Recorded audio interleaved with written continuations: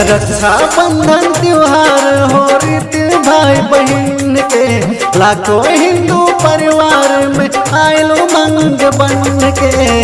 खुशी से मना लो सब जन असों के रक्षा बंधन, खुशी से मना लो सब जन असों के रक्षा बंधन।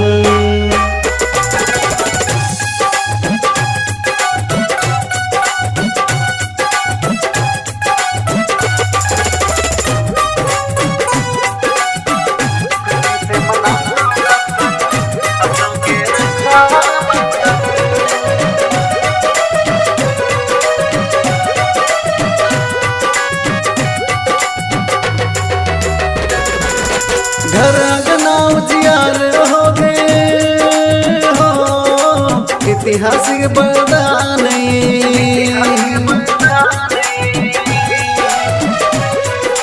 घर अंगना उजियार हो गए ऐतिहासिक बरदान। बूढ़ पुरनिया सब जनगण में व्यक्त करे सम्मान। प्यार जताओ दुख सुख बांटो, प्यार जताओ दुख सुख बांटो, हो जाओ से ओम समर्पण।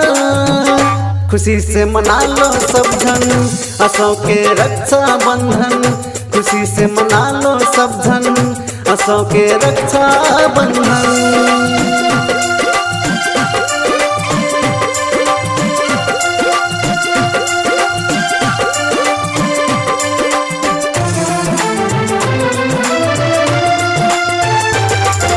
पावन चरण में शीश झुका दूं हो, दीदी बहन बाटो अमर।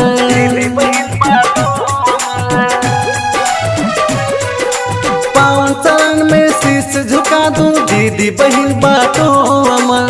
कही दो इच्छा पूरा कर दूं, का चाही ना मानो डर।